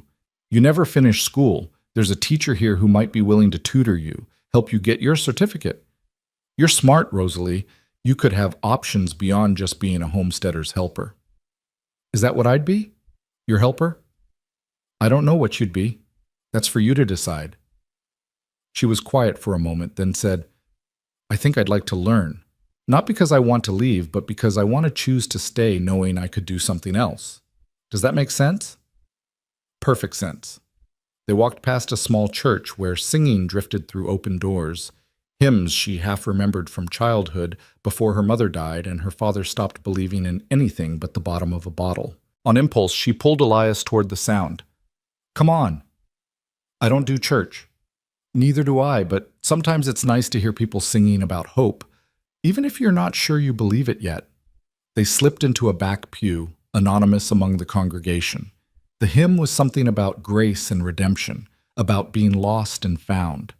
Rosalie didn't know the words, but she listened to the voices rising together in harmony and felt something unknot in her chest. Beside her, Elias sat rigid at first, uncomfortable.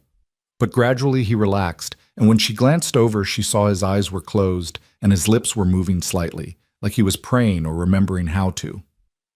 After the service, they walked back through streets growing dark, and Elias said, My sister Mary used to love singing, had a voice like an angel, used to sing while she worked, while she cooked, just all the time. I'd forgotten that until just now.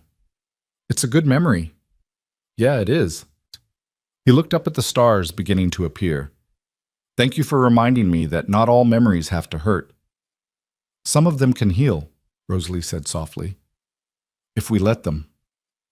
The trial began 3 weeks later, and Casper's courthouse was packed. News of the case had spread. A young woman abandoned to die by her father, a rancher who thought his money put him above the law, a cowboy who'd stood up to both. People loved a story with clear villains and heroes, even if the reality was more complicated. Chen prosecuted with calm precision, building his case witness by witness. Marshal Thornton testified about finding them on the mountain, about Devlin's threats. Frank McKenna came from Lark Hollow to testify about seeing Rosalie's injuries, about the Morrison twins harassing her, about the tension that had been building. Even Mrs. Kowalski testified, speaking about Rosalie's nightmares and Elias's protective vigilance. Then it was Rosalie's turn. She walked to the witness stand, feeling like she might fly apart from nerves. The courtroom was full of strangers, all watching her, judging her.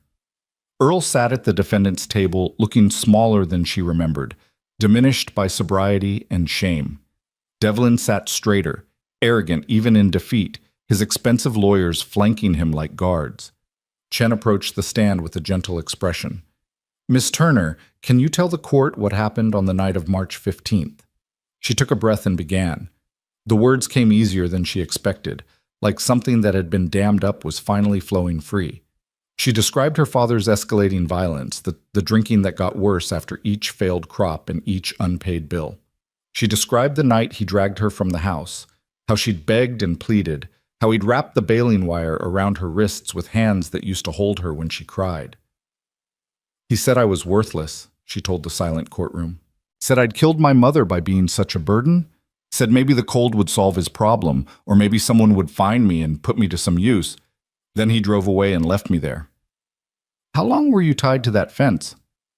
I don't know. Hours. Long enough that I couldn't feel my hands anymore, long enough that I started to think dying might be easier than holding on. What stopped you from giving up? Rosalie's eyes found Elias in the gallery. I heard someone coming, heard boots on gravel. I thought it might be my father coming back, and I didn't know if I wanted that or not. But it wasn't him. It was Elias Cutter, and he cut me down, and he told me I wasn't livestock. That was the first time anyone had treated me like a person in longer than I could remember. Earl Turner's lawyer tried to cross-examine, suggesting she was exaggerating, that her father had only meant to scare her into better behavior, that she was a difficult teenager who'd driven him to desperation. But every question just gave Rosalie another chance to describe exactly what had been done to her, and the jury's expressions grew harder with each answer. Devlin's lawyers took a different approach, trying to paint him as a good Samaritan misunderstood, a man simply trying to help return a daughter to her concerned father. But when Chen produced evidence of the burned cabin, the bullet holes, the testimony of the ranch hand Rosalie had shot, that narrative collapsed. The prosecution rested after 4 days. The defense tried to mount a case, but had nothing to work with except character assassination, and even that fell flat. Earl Turner was a known drunk. Marcus Devlin had a history of using his wealth to bully smaller landowners. The facts were damning. Closing arguments were brief. Chen laid out a simple timeline: attempted murder, conspiracy, arson, assault. These men believed they were above the law, he told the jury. They believed money and familial authority gave them the right to destroy lives. Your verdict will tell them, and everyone like them, whether they were right or wrong. The jury deliberated for less than 2 hours. Guilty on all counts. The courtroom erupted. Earl Turner put his face in his hands. Marcus Devlin's expression remained cold, calculating even in defeat. The judge gavelled for order and set sentencing for the following week. Outside on the courthouse steps, reporters swarmed them. Elias pulled Rosalie close, shielding her from the worst of it while Thornton and Chen handled the questions. She heard phrases like justice served and victory for the voiceless, but it all felt distant, unreal. They escaped finally to a small restaurant where Chen had arranged a private room. Over steaks and potatoes, the district attorney raised his glass. To justice, and to two of the bravest people I've had the privilege to represent.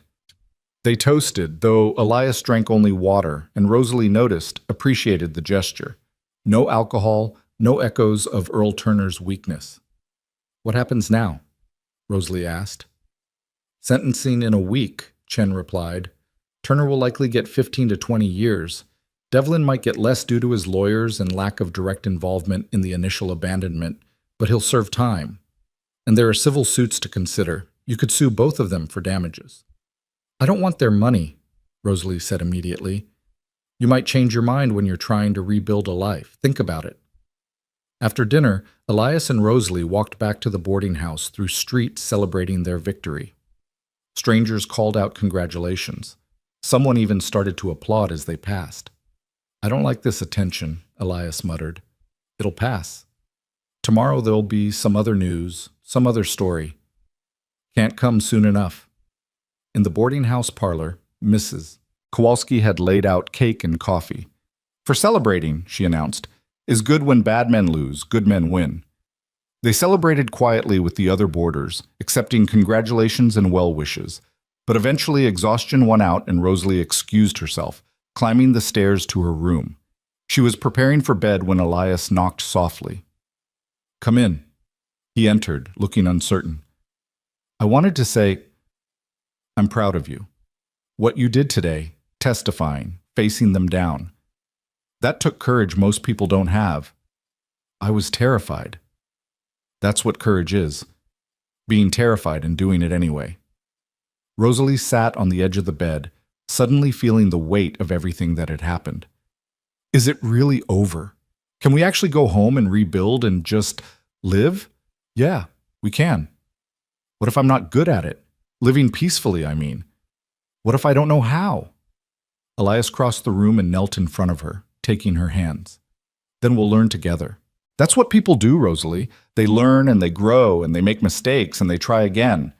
Neither of us knows how to do this, how to build something good from all this damage, but we've got time and we've got each other, and that's enough to start. She looked down at their joined hands, his so much larger than hers, scarred and strong. I'm scared. Of what? Of being happy. Of getting used to it and then having it taken away. Can't promise that won't happen. Life doesn't come with guarantees, but I can promise I'll be there. Whatever comes, whatever happens, you won't face it alone. Not anymore. Tears spilled down her cheeks, and Elias reached up to wipe them away with his thumbs, gentle despite his calloused hands. You're not alone either, she whispered. Not anymore. He smiled then, genuine and warm, and for the first time since she'd met him, he looked young, not worn down by guilt and isolation, but hopeful. Get some rest, he said, standing. Tomorrow we start planning the rebuild. Tomorrow, she agreed. After he left, Rosalie lay in bed thinking about tomorrows, thinking about a cabin rising from ashes, about land she'd help work, about a future she'd help build, thinking about Elias teaching her to read the weather and mend fences and all the practical skills she'd need, thinking about learning to trust that good things could last. Outside her window, Casper settled into nighttime quiet. Somewhere in a jail cell, her father was learning what consequences felt like. Somewhere else, Marcus Devlin was plotting appeals that would ultimately fail. But here, in this small room in this temporary home, Rosalie Turner was finally, truly safe. And in the morning, she'd wake up and take another step toward a life she'd never imagined possible. A life she chose. A life with someone who saw her not as property or burden or mistake, but as a person worth saving, worth knowing, worth keeping. That was worth every hard thing that had come before. That was worth everything. Sentencing came on a gray morning that threatened rain. Earl Turner received 20 years for attempted murder and child endangerment, no possibility of parole for at least 15. He'd grown thinner during the weeks in custody, the alcohol finally leaching out of his system, leaving behind a hollow man who looked decades older than his 53 years. When the judge pronounced sentence, Earl finally looked at Rosalie, not with anger or defiance, but with something that might have been regret, though it came far too late to matter. Rosalie met his gaze steadily and felt nothing. Not forgiveness, not hatred, just a profound emptiness where her father used to live in her heart. He'd made his choices, and now he'd live with the consequences. She'd made hers too, and they led in a different direction entirely. Marcus Devlin got 12 years for arson, conspiracy, and assault. His lawyers immediately filed appeals, but Chen assured them the convictions would stand. "We built an airtight case," he told Elias and Rosalie afterward. "Devlin will serve his time, and when he gets out, he'll find his reputation destroyed. Sometimes that's worse than prison for men like him." After the sentencing, there was paperwork to sign, final statements to give, endless administrative details that marked the official end of their ordeal. By the time they emerged from the courthouse, the threatened rain had arrived, falling in sheets that turned the streets to rivers of mud. They ran back to the boarding house, arriving soaked and laughing despite everything. Mrs. Kowalski clucked over them like a mother hen, bringing towels and hot tea and sitting them by the fire to dry. "Now you can go home," she said, satisfaction in her voice. "Build new life, be happy. You earned this." That night, Elias spread out his plans for rebuilding the cabin. He'd been working on them for weeks, sketching and calculating, figuring out what could be salvaged and what needed replacing. Rosalie sat beside him at the table, studying the drawings with growing excitement. "It's bigger than before," she observed. "Figured if there's two of us, we need more space. Added a proper bedroom, made the kitchen larger, included a storage room for winter supplies." He glanced at her. "If that's all right with you." "It's perfect. Can we add a porch? A real one, big enough for chairs where we can sit in the evenings?" "Already drew it in. See here?" He pointed to the sketch. "Runs the whole front of the cabin, covered roof, facing east so we can watch the sunrise." Rosalie traced the lines with her finger, imagining it built and real. "When can we start?" "Day after tomorrow. I've arranged for lumber delivery to the property, hired 2 men from town to help with the heavy construction. Should have the frame up in a week, walls and roof in 2 more. Be living there again by early summer." "I can't wait." Elias rolled up the plans carefully. "There's something else we should talk about. Your future. Chen mentioned you could sue for damages, and even if you don't want their money, there's a victims fund that provides compensation. Could be enough to pay for school or training in something you're interested in." "I told you, I want to help rebuild." "I know, but Rosalie, you're 18 years old. Your whole life is ahead of you. I don't want you limiting yourself because you think you owe me something."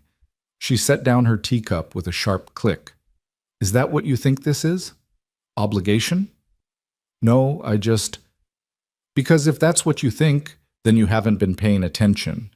I'm not staying because I owe you. I'm staying because I want to. Because for the first time in my life, I get to choose what I do and where I go and who I'm with. And I choose this. I choose you. I choose that land and that cabin and building something that's ours." "Ours," Elias repeated quietly. "Yes, ours. Unless you don't want—" "I want," he interrupted. "God, Rosalie, I want that more than I've wanted anything in 12 years. I'm just trying to make sure you understand what you're signing up for.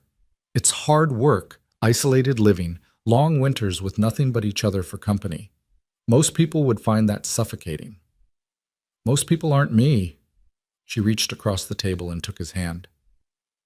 "I've lived in suffocation, Elias. Real suffocation, where every breath feels like drowning. This?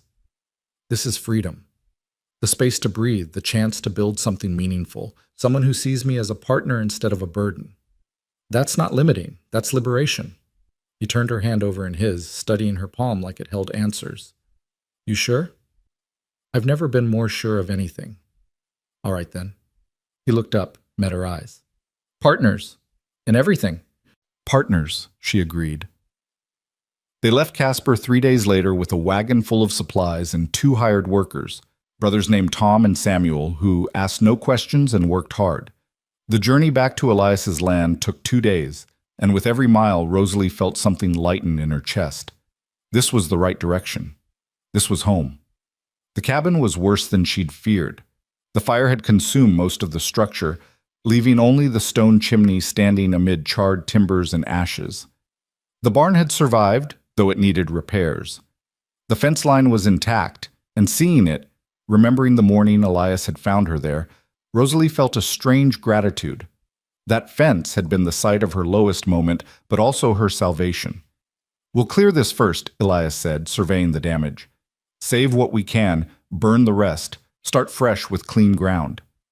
They worked from dawn to dusk, all 5 of them, hauling away debris and sorting through the ruins. Rosalie found remnants of her brief time there, a fork she'd used, a chipped plate, the frame of the chair where she'd sat drinking coffee while Elias mended his bridle. Small things that had somehow survived when everything else burned. On the 3rd day of clearing, she found something else. A small wooden box, blackened by smoke but intact, buried under what had been the bedroom floor. She opened it carefully and found photographs. Elias and a young woman who must have been Mary, both smiling, both looking younger and less damaged than Rosalie had ever seen Elias look. She brought it to him where he was working on the new foundation. He took the box with trembling hands, staring at the photographs like they were relics from another life. I thought these were lost, he said hoarsely. Thought I'd lost her all over again. She's still here, Rosalie said gently. In these photos, in your memories, in that oak tree where you laid her to rest. She's still here, Elias. He wiped at his eyes roughly, embarrassed by the tears. Thank you for finding these, for understanding why they matter. She was important to you. That makes her important to me. They buried the box in a waterproof container under the foundation of the new cabin. So she's part of it, Elias explained. Part of what we're building. Her memory, her story, woven into the bones of our home. Rosalie thought it was the most beautiful thing she'd ever heard. The work was brutally hard. Rosalie's hands blistered and bled, her muscles screaming from labor she'd never done before. But Elias taught her patiently. How to measure twice and cut once, how to read a level, how to drive nails straight. Tom and Samuel treated her with easy respect, never questioning her presence or her capability, just accepting her as part of the crew. At night, they camped in the barn, too exhausted for much conversation, just falling asleep to the sound of horses breathing and wood settling. But sometimes, in this quiet darkness, Elias would reach across the space between their bedrolls and take her hand, and they'd fall asleep connected, 2 people slowly building something that went deeper than timber and nails. The frame went up faster than expected. By the end of the 2nd week, they had walls. By the 3rd week, the roof was on and windows were installed. The cabin took shape piece by piece, better than what had been there before. Stronger, larger, built to last. While the men worked on finishing the interior, Rosalie started on the land around the cabin. She planted a garden near the kitchen door, putting in seeds for vegetables and herbs. She cleared brush from around the oak tree where Mary's ashes rested, making it a place of peace instead of sorrow. She even started building a proper henhouse, figuring chickens would give them eggs and something living to care for besides themselves. One evening, as the sun painted the sky red and gold, Elias found her sitting under the oak tree. He settled beside her, groaning slightly as his sore muscles protested. Getting old, he said with a rueful smile. You're 31. That's hardly ancient. Feels ancient after 3 weeks of construction. He looked around at the progress they'd made. We're almost done. Another week and we can move in properly. It's beautiful, Elias. Better than I imagined. It's home. He paused, then added, our home. Rosalie leaned her head on his shoulder, comfortable in the silence between them. They'd been living in each other's pockets for months now, but it never felt crowded. Instead, it felt natural, like they'd been meant to orbit each other all along. "I've been thinking," she said eventually, "about what you said in Casper, about school and training. And? And I think I'd like to learn. Not to leave, but to bring something back. There's a correspondence program Mrs. Kowalski told me about, teaching certificates through the mail. I could study here, take exams when we go into town. Maybe eventually teach some of the ranch children in the area who can't get to regular school." Elias lifted his head to look at her properly. "You'd be good at that. You're patient, and you understand what it's like to struggle." "You think so?" "I know so." He hesitated, then said, "There's something I've been thinking about too, something I wanted to ask you, but I don't want you to feel pressured." Her heart started beating faster. "What is it?" "We're building a life here together, building a home. And I know we haven't known each other that long, just a few months really, but I can't imagine doing any of this without you. Can't imagine coming back here alone or waking up alone or any of it. You've become—" He struggled for words. "Essential. You've become essential to my life, Rosalie." She was crying now, but smiling through the tears. "You've become essential to mine too. So I'm asking, and you can say no. You can take time to think about it. You can tell me it's too soon, but I'm asking if you'd consider making this permanent. Not just living here together, but actually building a life together. As partners in everything, as—" He took a breath. "As my wife." The word hung in the air between them, enormous and terrifying and perfect. "Yes," Rosalie said, not hesitating. "Yes, I'll marry you." Elias's expression transformed, joy breaking through the careful control he usually maintained. He pulled her close, kissing her forehead, her cheeks, finally her lips, gentle and sure and full of promise. "I don't have a ring," he said when they finally pulled apart. "Didn't think that far ahead. I can get one when we go to town next." "I don't need a ring. I just need you." "You'll have both. You'll have everything I can give you." They sat under Mary's oak tree as darkness fell, making plans and dreaming aloud about their future. They'd get married in the fall, Elias said, after harvest season when they could take time for a proper celebration.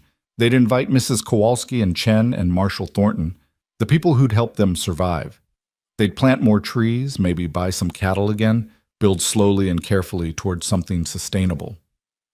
"I want children someday," Rosalie said tentatively. "Is that something you'd want?" Elias was quiet for a moment, then said, "I'd be terrified. Terrified I'd fail them the way I failed Mary, the way I'd fail anyone I was responsible for protecting. But with you, I think I could be brave enough to try. You make me brave, Rosalie. You were always brave, you just forgot for a while. Maybe. Or maybe I just needed someone worth being brave for." Tom and Samuel finished their work a week later and headed back to Casper with full pay and Elias's gratitude. The cabin stood complete, solid and beautiful, ready for the life that would unfold within its walls. Rosalie spent the last day before they officially moved in, making it a home. She hung curtains she'd sewn from fabric bought in Casper, arranged furniture they'd purchased from various settlers who were moving on, put her few possessions in the bedroom alongside Elias's. She filled the kitchen with supplies, organized the storage room, even put wildflowers in a jar on the table. That evening, Elias carried her across the threshold in a gesture that was both romantic and practical. There was still sawdust everywhere, and he didn't want her tracking it through the clean spaces. "Welcome home, Mrs. Cutter," he said, though they weren't married yet. "Not Mrs. Cutter for another few months." "Practice," he said with a grin, setting her down gently. They spent their first night in the new cabin sitting on the porch they'd built together, watching stars emerge in a sky so vast it hurt to comprehend. The land stretched out before them, their land now, paid for with survival and stubbornness and the decision to keep choosing each other every single day. "Do you ever think about how close we came to never meeting?" Rosalie asked. "If my father had left me somewhere else, if you'd slept through my screaming, if any of 100 small things had been different. I try not to. Thinking about the paths not taken will drive you mad. But we got so lucky." "No." Elias took her hand. "Luck is random. This was choice. I chose to investigate that scream instead of ignoring it. You chose to trust me when you had every reason not to. We chose each other, again and again, through every hard thing that came after. That's not luck. That's love." The words settled over them, finally spoken aloud after months of dancing around it. Love. Simple and complicated, fragile and unbreakable. The thing that had pulled them through hell and brought them home. "I love you," Rosalie said, testing the words, finding them true. "I love you, Elias Cutter. I love you too. Have since the moment you told Martha Winters your name and refused to let her make you small. Maybe even before that." They kissed under the vast Wyoming sky. Two people who'd been broken finding wholeness in each other. Two people who'd been alone discovering that together was better than any solitude. Summer passed in a blur of work and slowly building routine. Rosalie started her correspondence courses, studying by lamplight after the day's work was done. Elias bought 6 head of cattle and started rebuilding his herd. They rode into Lark Hollow occasionally for supplies, and though some people still whispered, others had softened. Frank McKenna always greeted them warmly. Even Mrs. Winters, upon hearing of their engagement, offered a grudging nod that might have been approval, or might have been acknowledgement that she'd been wrong. The Morrison twins tried to start trouble once, drunk and belligerent outside the general store. But Elias didn't rise to it, just calmly asked if they wanted to explain to Marshal Thornton why they were harassing witnesses in a federal case. The twins left without further incident, and word spread quickly. The Cutter place was off limits, protected not just by Elias's reputation, but by the weight of federal law. Fall arrived with a riot of color, aspens turning gold against the green of pine, the air crisp and smelling of harvest. Rosalie's garden produced more than they could eat, so she preserved what she could and shared the rest with neighbors who were slowly becoming friends. The isolation she'd feared never materialized. There was always too much to do, too much to learn, too much joy in the simple act of building a life to feel lonely. On a perfect October day when the sky was so blue it hurt to look at, they got married under Mary's oak tree. Mrs. Kowalski traveled from Casper with a cake she'd baked. District Attorney Chen came with his wife. Marshal Thornton officiated, having gotten ordained specifically for the occasion. A handful of neighbors attended. Frank McKenna, the Morrison parents who apologized for their sons, even a few ranch families from the area who'd heard the story and wanted to show support. Rosalie wore a dress of pale yellow that she'd made herself, simple but beautiful. Elias wore his best clothes, scrubbed and nervous and more handsome than she'd ever seen him. They exchanged vows they'd written themselves, promising not just love but partnership, not just commitment but freedom, not just support but growth. "I promise to see you," Elias said, his voice carrying clearly. "Not as property, not as responsibility, but as the remarkable woman you are and the even more remarkable woman you're becoming. I promise to stand with you, not in front of you, to lift you up when you fall and to let you lift me, to choose you every day for the rest of my life." Rosalie's vows were simpler.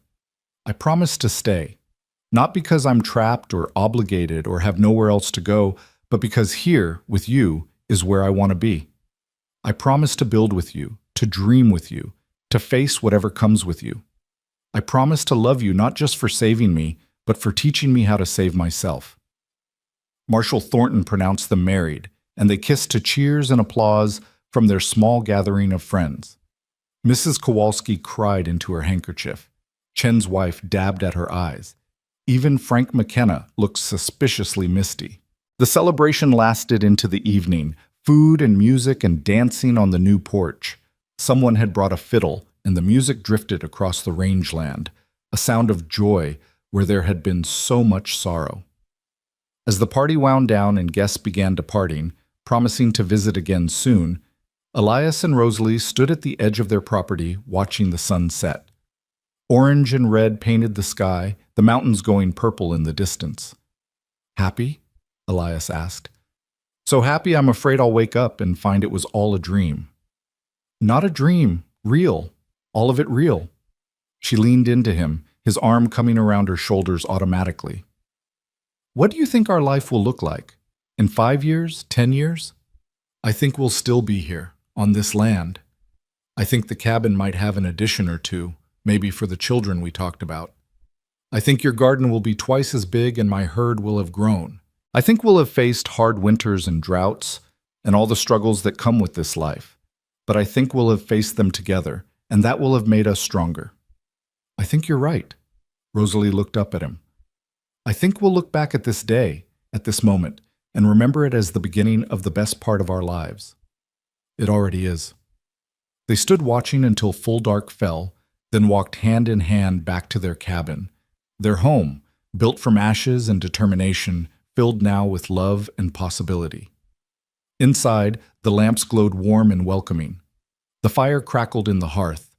The bedroom waited, prepared for their wedding night with fresh linens and the promise of a future they'd create together. Rosalie Turner Cutter closed the door on the past and turned to face her husband, her partner, her choice.